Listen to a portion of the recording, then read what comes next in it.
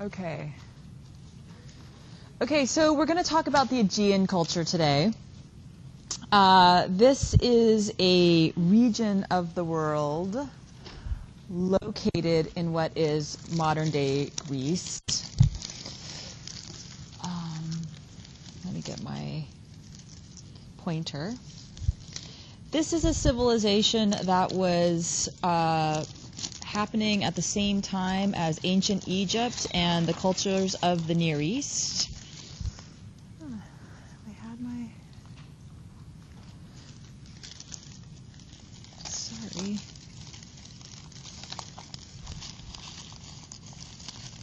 Oh, bummer. Oh, here it is. Okay. I want to draw your eye to three regions that we're going to be discussing of this area. The Cycladic Islands that we see here in the middle. This is an island that, this group of islands, including the ancient island of Thera, which is modern-day Santorini. If you've ever seen a poster of Greece, most likely it was this island with the whitewashed, village. This would be the island of Santorini. I also want to draw your eye here to the island of Crete. This is where the Minoan civilization was based. This is a civilization that thrived around 1750 BCE and dominated the region until about 1500 BCE, when we're going to see the Mycenaeans on the mainland area are going to take control of the region and are going to flourish for about 400 years until they are going to fall to a mysterious sea people that are going to invade the whole region, and the whole area is going to kind of plummet into a dark ages for about 500 years. And then from that commingling of these sea people with the indigenous Mycenaean are going to arise the ancient classical Greek culture, the people of Hellas, that we're going to study and discuss beginning on Thursday. Okay?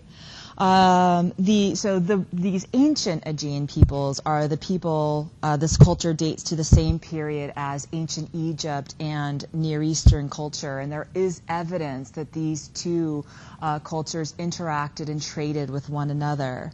Interestingly, before the 19th century, Aegean culture was not really known and was understood only through myths, particularly myths associated with Homer's Iliad and Odyssey. We're going to see that archaeologists are going to go start digging around trying to find these ancient cultures, and indeed are going to find them, which is extraordinary. And in fact, the Minoan culture is going to be named after King Minos, the ancient Greek myth. By far and away, the most ancient of objects found from the Aegean region are going to come from the Cycladic Island area. And I want to show you some figurines. It seems like there's kind of a yellowing on the screen. This is coming from the... just a second. I'm going to take this off and put it back on again. That worked last time. Okay, these figurines are examples of Cycladic art.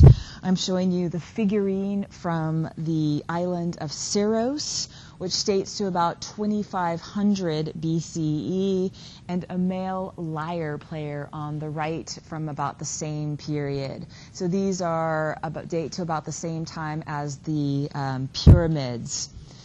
These are both made of marble, and there's going to be an abundance of marble found on the Aegean Islands. And as we can see here, particularly look on the work on the left, the female figurine, the human body is highly schematized, where we see kind of reduction of geometric form here, We see, interestingly, the same body parts as the Venus of Willendorf and other Paleolithic figurines are emphasized here.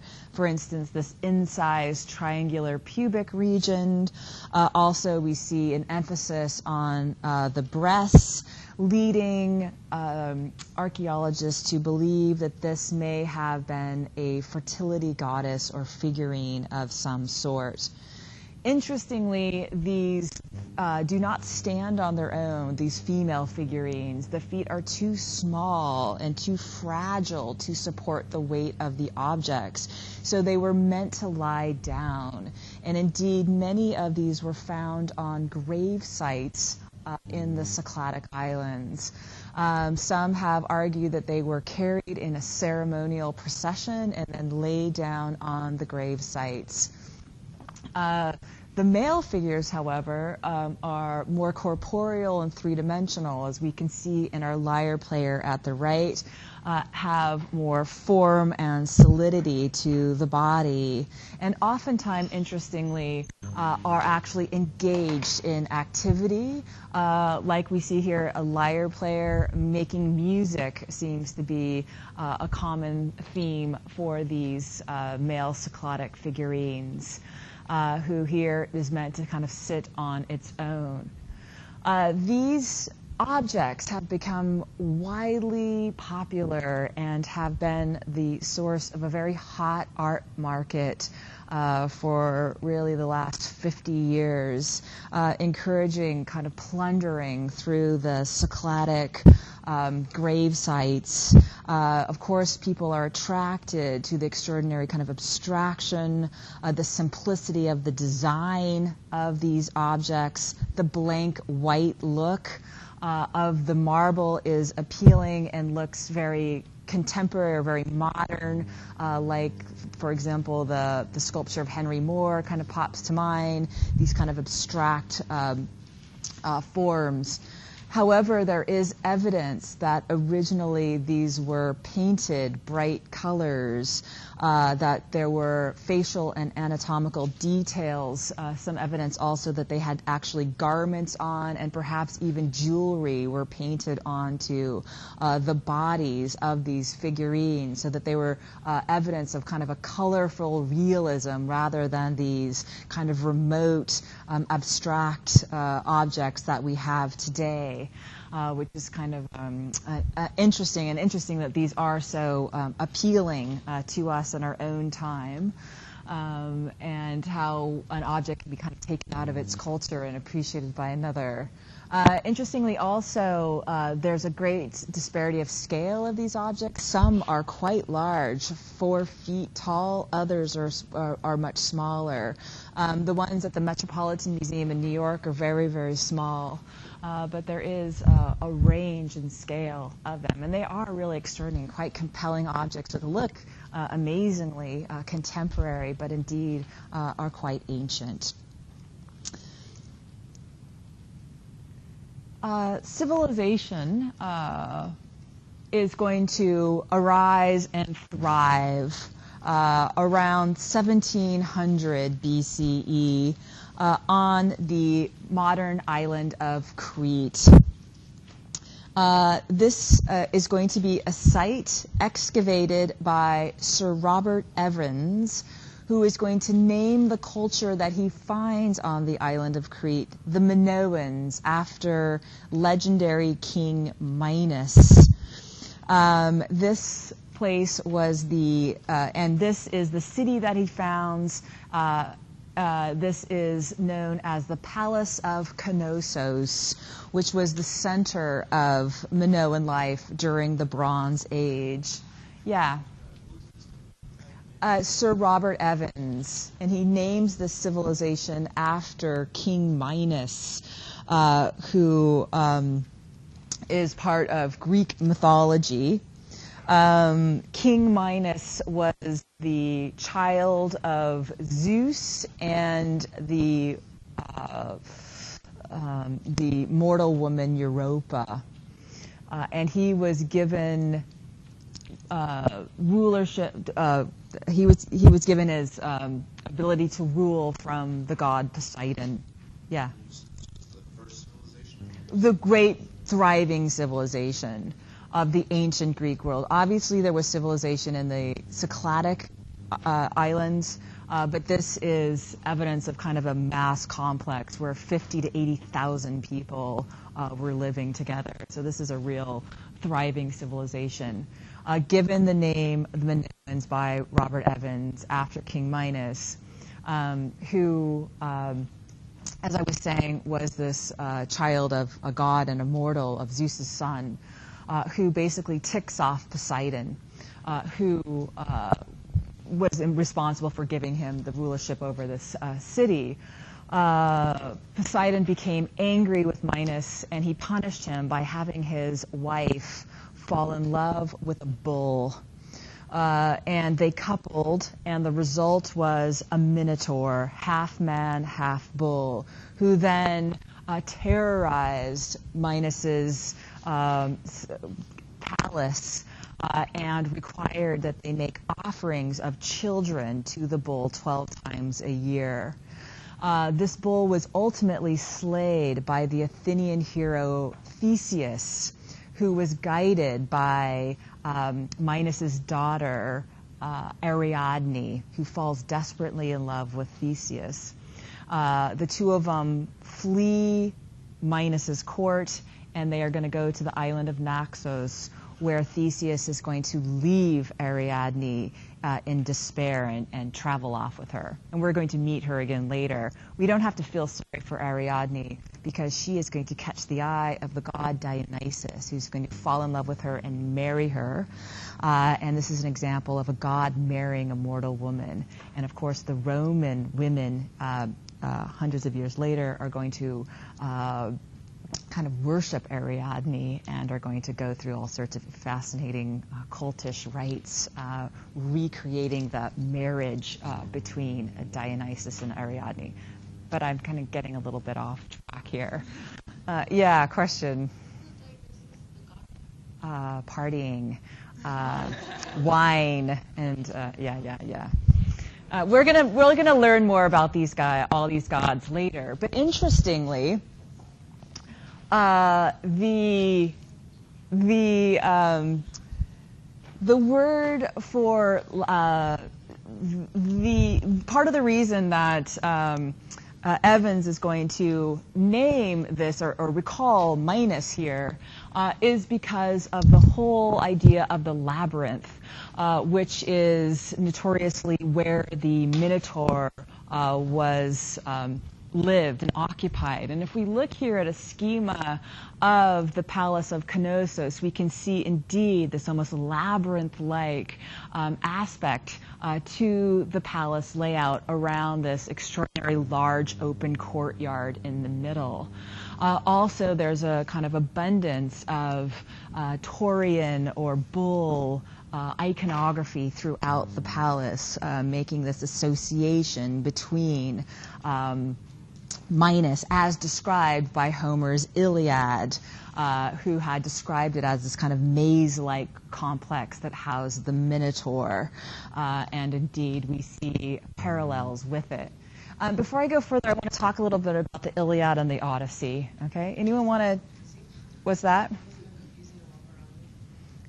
Well, I guess. And interesting also, all the money that they found in this civilization had the currency had stamped on it a maze pattern.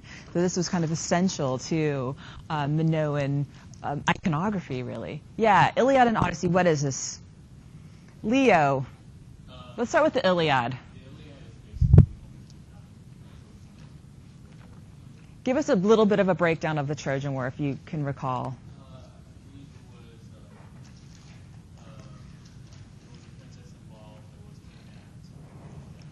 This is Helen of Troy.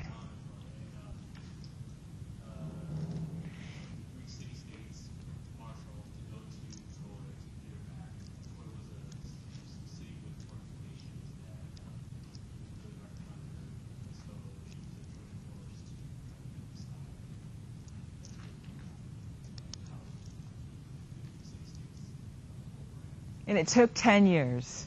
So there's this battle going. And you can go and watch Troy over the weekend just to get yourselves in the mood of this, okay? Yes?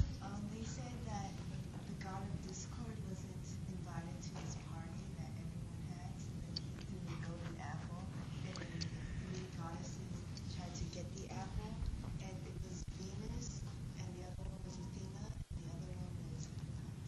Was it Artemis? Yeah. Well, they all chose Aphrodite, right? Because So she was there.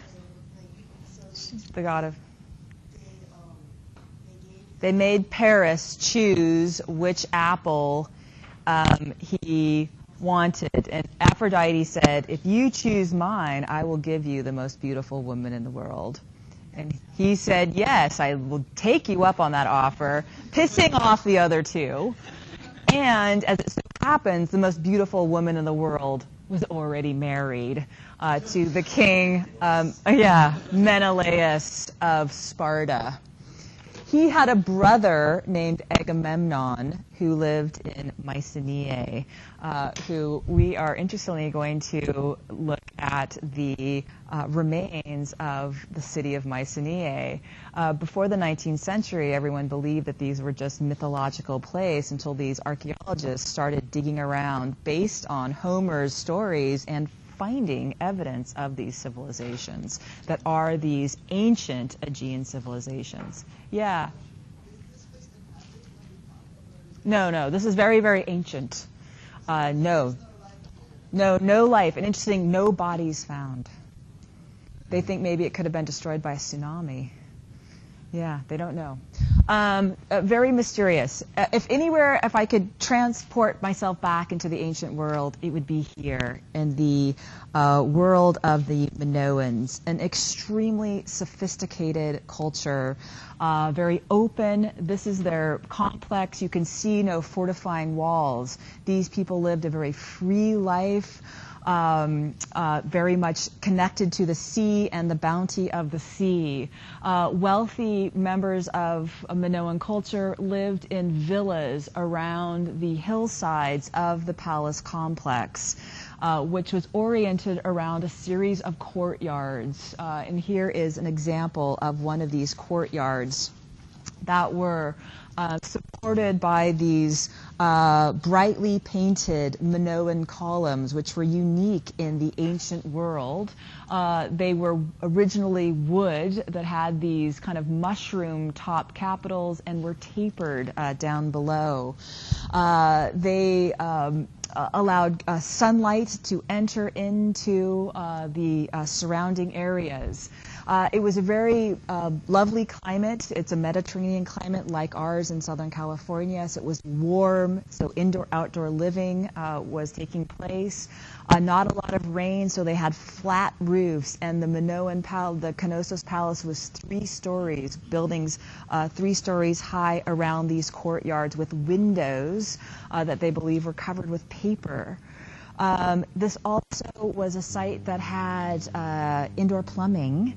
They had terracotta plumbing that brought in fresh water from a nearby river and then flushed out waste to the sea. This was a civilization that had toilet seats. And this is happening in 1700 BCE. Extraordinarily advanced culture. Also, the interior of this place was brightly painted, and another attractive quality to Minoan culture, it was ruled by a matriarchal priest queen, and women had extraordinary rights there. Here I am showing you on the left La Parisienne, a Minoan woman or goddess, a small bit of tile fresco taken from this site. The prevalence of female iconography has led them to believe that it was ruled by a priest queen. Unfortunately, we don't really know that much about the Minoans. There is 2 written languages found called Linear A and Linear B. Linear, and Evan spent his entire career trying to crack the code of these different languages. Linear B, he died before it was actually translated. It was translated, and it turned out to be a language used just for inventory. So it was like the bureaucratic inventory. Linear A has yet to be cracked. And so it is believed that most of the kind of rich cultural reminiscences are in this Linear A. So we kind of gather what we know about the culture based on the imagery that we see here and the remains. Here is images of beautiful women demonstrate a very high status for women. We're not going to see this again until the Etruscan culture, which is the pre-Roman culture we'll study in a couple weeks. Women, it appears, had access to all professions, including manufacture of their famous pottery that was widely traded throughout the ancient world. Here we see a beautifully coiffed woman. She's called La Parisienne because she lives in Paris today, which is suiting for her. We see these are women that wear makeup, evidence of that here, and extraordinary interest in detail and fashion. Also, her hair is done. We can see that ancient combined view. Her hard profile with the frontal eye is evidence. And as I said, this is an example of fresco. This is when pigment is applied to wet lime plaster and seals the pigment, binds it to the actual wall. And this was a technique used by the Minoans. Another example of that is this extraordinary bull leaping fresco that was also found at Knossos. Here we see two women and a young man are engaged in a perhaps actual event of jumping over the back of a bull. Here the man is doing this acrobatic maneuvers. He's kind of somersaulting on the back of the bull. There's an elegance in Minoan art, really unseen in Near Eastern or Egyptian art, with this kind of undulating, sinuous line. No military imagery. We get a break from that in the Minoans. And instead, imagery like this. The figures tend to be elegant, elongated, with tapered hands and feet, small waists. And I can't help but think, my husband works in film, and he worked on The Lord of the Rings, and we got to know a lot of the designers of The Lord of the Rings, and the way that they would look through works of art for coming up with their ideas for, let's say, the elves. They were looking at, Art Nouveau artwork to get that kind of organic scrolling element to Rivendell set and so forth. But I can't always help but think that the designers in Avatar may have been looking at Minoan art for these long tapered, long thin-waisted figurines. And I always say this as a plug because of my love for Minoan art, that if you ever find yourself down the line, you artists, in a film studio designing, think of the Minoan works as maybe a potential source. They're so elegant and beautiful. Also, what's extraordinary about this is the way in which the three different figures together kind of work as a series of sequence, as a figure here who would ultimately leap over the back and then land here, although they're clearly three different individuals. So we get this kind of sense of continuity and movement through the work. Like the Egyptians, they clearly define the difference between male and females through dark and light skin, which we see evidence here. Also, you should know that the original fragments of the fresco are the dark painted bits, and then the restoration is the lighter colors that we see around it, which has been filled in by restorers to give us a better sense of what this would have looked like in its original state. We can also, while these figures are very elegant and refined, we also see the frontal eye combined view still in action in this ancient civilization. We do know that the Minoans regarded the bull as particularly important and as a manifestation of the god Poseidon, the sea god, the most powerful god of the Minoan pantheon. And they revered the bull. And of course, this leads to an interesting parallel with that Minotaur legend. Yes? Did you say Poseidon was? Yeah, they're calling him Poseidon, yeah. Poseidon, these manifestations of the early gods, but was understood by the Minoans as being a bull form, interestingly. Yeah. So this was close to the city? This is in Knossos. This is the city. This is the central palace called Knossos, which housed between 50 and 80,000 people. I thought you said it was They believe a priest queen. Yeah, priest queen. Oh, king. You're thinking about King Minos. Well, that is the legend from the Iliad. And based on those understandings, Evans has called this the Minoan civilization. Whether this has a direct, if that truly is true, is not known. But there are some very compelling parallels between the civilization as described by Homer and this culture. Okay? Yeah. No, we don't. But we see a prevalence of figures like this. This is the snake goddess, is how she is known. We do not know if she is meant to represent a goddess or a deity. She dates to about 1600, also found at Knossos. Clearly, yes. Oh, didn't mean that. Those are the same things. Whether she is an attendant, a priestess, or a goddess. Thank you. Where she is meant to worship a goddess or she herself was a goddess, we do not know. Like the Venus of Willendorf and the Cycladic figurines, we see here clearly her female attributes are on display and emphasized. She is bare-breasted. Some have made the connection here to a association with fertility. And interestingly, she holds in her hand two snakes, which also in cultures have been associated with renewal and fertility because of their characteristic of shedding their skins monthly. This is, of course, proof before any Old Testament association with evil.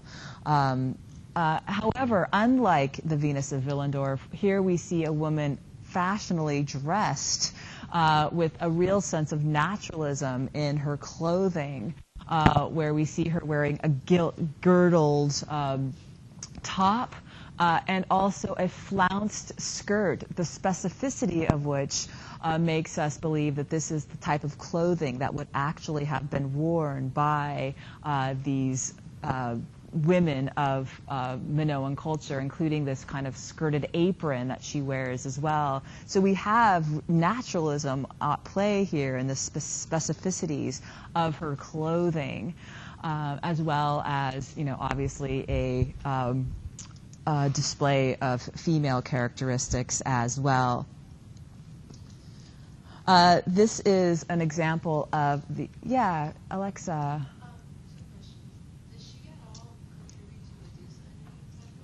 Perhaps the association with snakes, but there is a precedent for kind of the snake connection, and it is a cat. It's a kitty cat, and I don't have a meaning for you of the kitty cat that she has on her head. Whether this is some kind of protective association, I'm not sure, as the way cats protect the home, but it is unknown the meaning of the cat.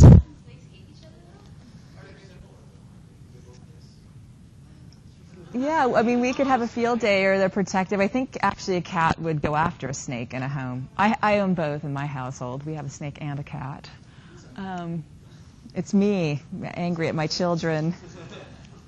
No, and this is also interestingly an example of the faience technique, where it has been basically it's an earthenware or ceramic vessel that has been bathed in a quartz paste and then fired, which creates these bright, lustrous sheen to the object. And they had very advanced ceramic ware in this culture that was widely traded and has been found in Mesopotamia. Yeah, it's glazed. A few more examples of one more. This is the throne room, a favorite site found within the Knossos Palace. This is called the Queen's Megaron. A megaron is a reception hall for royalty, and in this case it is believed to be associated with the Queen.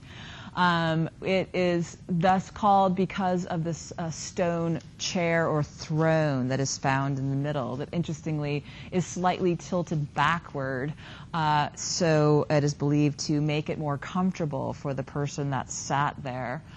The reason they associate it with a queen is because they find other evidence of the griffin form throughout Knossos, which are associated with females.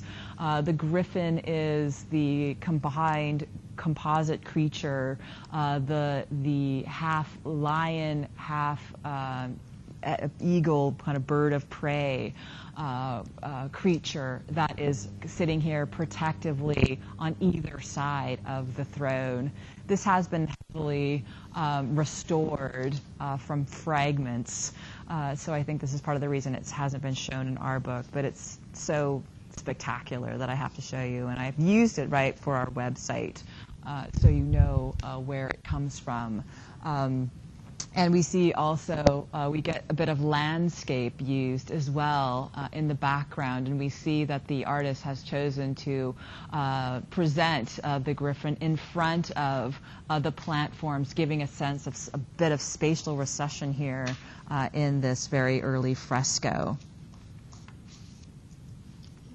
Yeah. Is there a reason for that large depression cavity hole in the back of where the throne?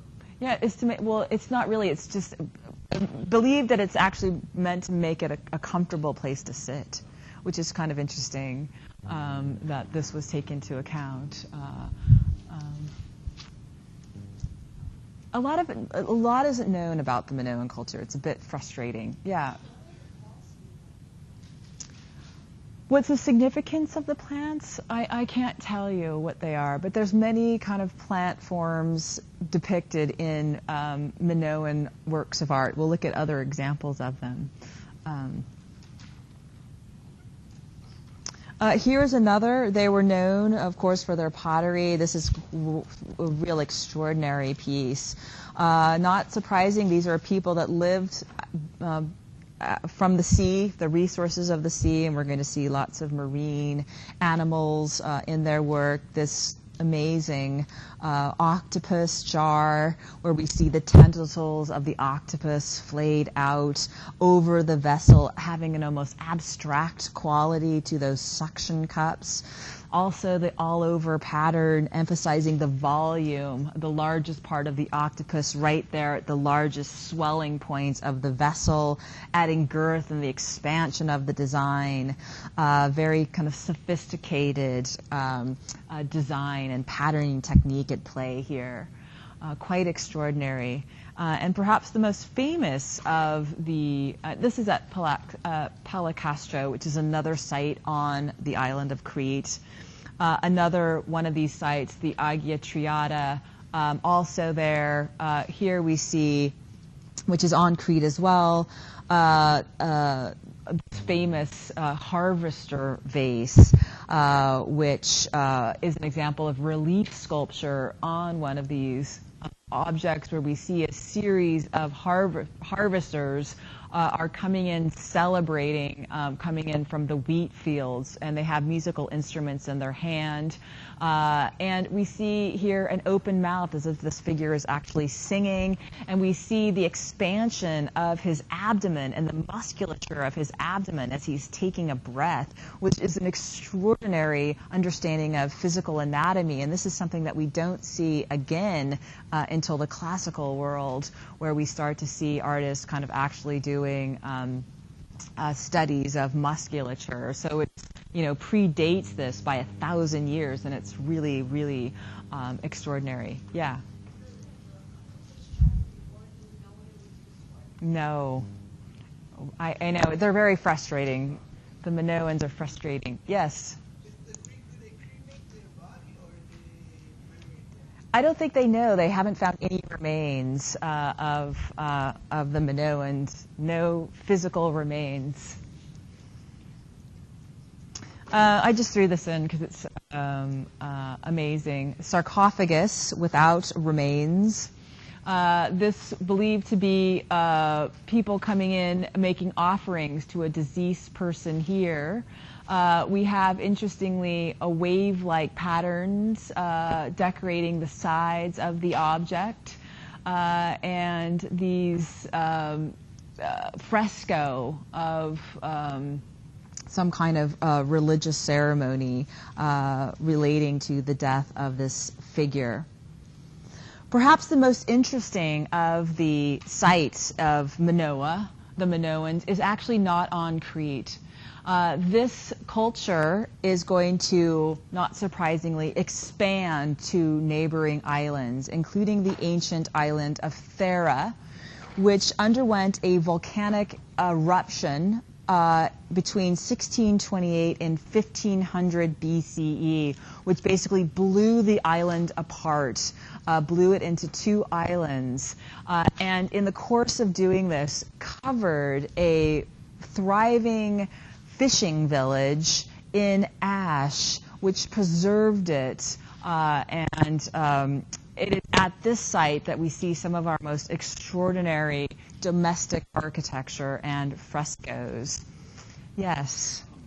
Is there a possibility that the Minoan culture might have buried their dead at sea, given that they had a close relationship with Very much so, yeah.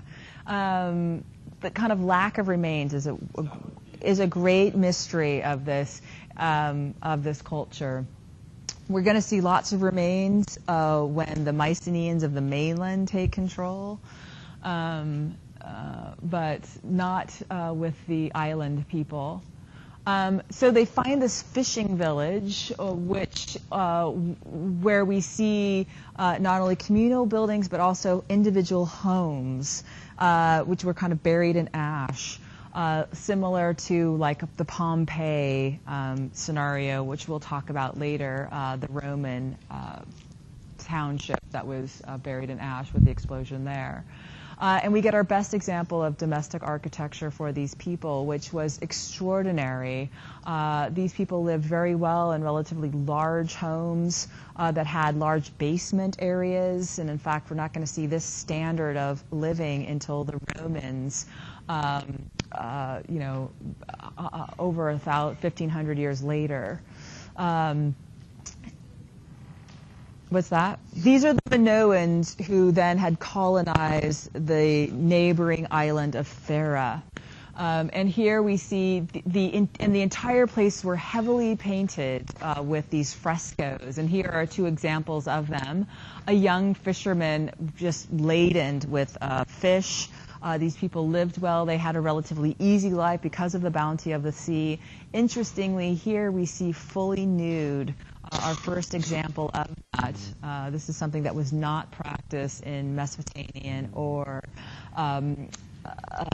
Egyptian art. We do see combined view and play. Here is another house where we see a landscape with these beautifully kind of articulated hillocks in which plant forms sprout, birds frolic around, and it's an interesting association. Also, it looks almost subaquatic, like an underwater scene as well. The most extraordinary of all of the frescoes found in Thera is this one.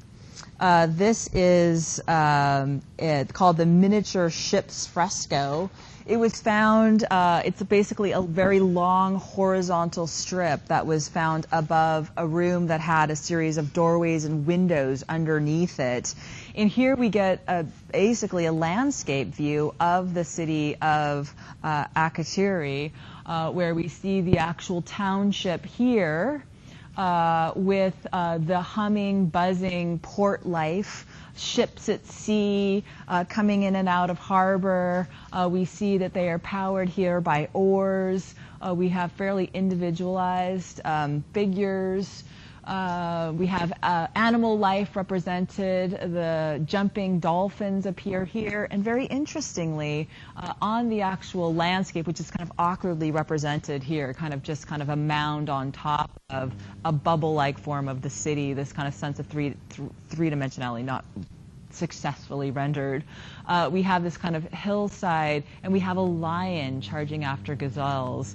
Most likely lions did not live on the island of Thera, that this is actually evidence of knowledge of Near Eastern culture and an association with the lion from the Near East. And the trade, the wide-scale trade of this region. But quite extraordinary. About the same time that this explosion takes place, or the volcanic eruption, and perhaps following tsunami or catastrophe to the Minoans, the Mycenaeans, the mainland Greeks, are going to successfully overtake Minoan culture and are going to become the predominant force in the region. This was a civilization that is going to flourish around 1500 BCE and is going to grow and develop and become, as Homer described, rich in gold. The Mycenaeans lived in a series of fortified citadels, like that which I'm showing you. This is the citadel at Tiryns. These were people that had a very different lifestyle than the freewheeling Cretans or the Minoans. As you can see by the architecture, no longer open, but rather fortified by these giant walls. In the center was large megarons or throne rooms in which business was controlled. These regions were discovered by the amateur German archaeologist Heinrich Schliemann in 1870, and he basically went about, after studying the Iliad, trying to find the sites of these told ancient civilizations. And indeed, he believes he found Mycenae, the home of King Agamemnon, who was the brother of King Menelaus of Sparta. And there's all sorts of interesting correspondences between, more of these are kind of emerging. For instance, just a couple years ago, astronomers proved that an eclipse, a total eclipse of the sun, had occurred on April 16th, 1178 BCE. And indeed, this eclipse was described by Homer in the Odyssey as occurring when Odysseus returned back to Ithaca after his long journey, leaving evidence that this was something that wasn't just mythical, that may have actually happened. The Odyssey is the kind of pendant to the Iliad. Basically, Odysseus was a Greek hero that had fought against the Trojans. And once the Trojans had been fallen, basically, Odysseus attempts to come home to return to Ithaca. But he gets waylaid, he angers the gods, and he goes through these series of adventures, including finding the Cyclops and so forth, until he finally makes it home. I think how long? 30 years does it take him to get home? And then he returns to Ithaca. Agamemnon, who we find his site, his homeland of Mycenae, returns more quickly. He's going to get home after 10 years in Greece, in Troy. Things go badly for him, however.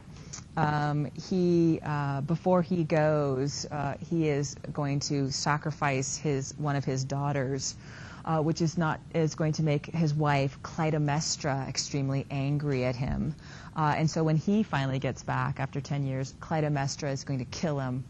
And this is a horrible tragedy, particularly for their other daughter, Electra, who is going to take revenge on her mother and murder her mother for the killing of her father. And this is, of course, the basis of Aeschylus' play in the Electra complex and all of this. And this is basically, yes. And this is believed to be, myth, right, and legend until we've had these archaeologists finding these sites and making a connection that these people or these civilizations lived and did indeed go to Troy and wage war. And here we see the type of fortified cities described by Homer. Here in this extraordinary site of Tierne, this was famous for its fortification. And in fact, Homer is going to mention Tierne's walls, as does another author from the 2nd century A.D. In a traveler's guidebook. Here, these heavily fortified stonework was remarked on by the later ancient Greeks of the classical world, who believed that a cyclops, a one-eyed giant, had built these citadels because of the huge cut stone, which would have been impossible for men. And indeed, this kind of architecture is called Cyclopean masonry today, when large stones are placed in courses or rows in this way. Here I am showing you one of the vaulted galleries of Tiernes, where we see these large stone laid out in courses and then arranged so they make a vaulted ceiling. This is called a corbelled vault, where the large the stones are placed in courses and then are cantilevered inward until they meet in the middle. And this was kind of the extent of kind of a vaulted architecture during this period. No mortar is used, just rocks stacked and wedged in together. Of course, it makes for a very intimidating fortress. Here is a layout of Tierne, where one would have to access the citadel along the side of these massive walls, of course, and so armed soldiers up above could launch things down on anyone who was approaching to actually get into the main gate. And then you would enter, instead of the large open courtyards that we see at the center of Knossos, we see here fortified inner workings and then a large megaron in the middle, and this was the reception hall of the king. Here is an example of a megaron that they found at another site in Pylos.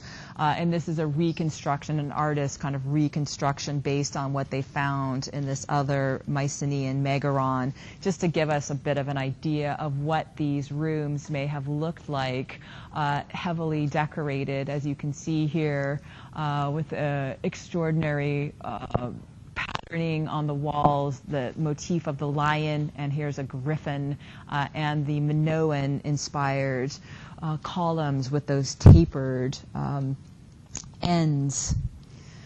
Schliemann went further afield, and he located what he believed to be the actual city of Mycenae, the site in which Agamemnon lived. And as Homer described it, it was located on the side of a hill, an easily defendable site.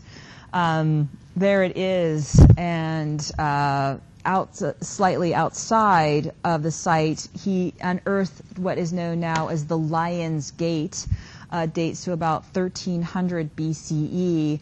This is the gate that one would use to enter the city of Mycenae. It was positioned next to a natural rock outcropping. It's a good example of a post and lentil architecture, which we see used in this region where we have these supporting posts, and we saw this before, right, when we looked at the work. Or you tell me, where do we see it with the supporting lentil here? Stonehenge, that's right. And here is the massive stone, lentil stone. This wall was laid out in courses, as you can see here. And interestingly, above the lentil is what's known as a relieving triangle.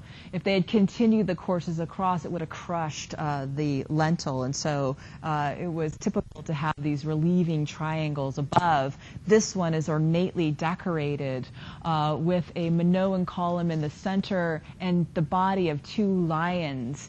And then in the ancient world, it is believed that the lions would have had heads that would have been made of some kind of precious material, which have been lost. The lions themselves are quite large, 9 feet tall, and these, of course, are part of that tradition, like the lamassu, like the Sphinx, as guardians at the gate, meant to scare away enemies, and many theories about what they actually symbolize. Some have argued that the Minoan column was a symbol of a nature goddess, and that this lions kind of flanking it on either side speaks to their bowing down before nature. Others believe it's associated with the actual ruler. It is not known exactly what the meaning of this, except that it meant to be some kind of warning of some kind, or guardian figure. Lots of tombs found here, right outside of the Lion Gate. They have found what is believed to be, or called, the treasury of Atreus. One of these extraordinary tombs known as tholi, or a singular is a tholos. These were constructed using courses of stone, large stone, that are placed and then cantilevered inward until they reached at the top, and then a singular capping stone was used at the top, creating this beehive shape.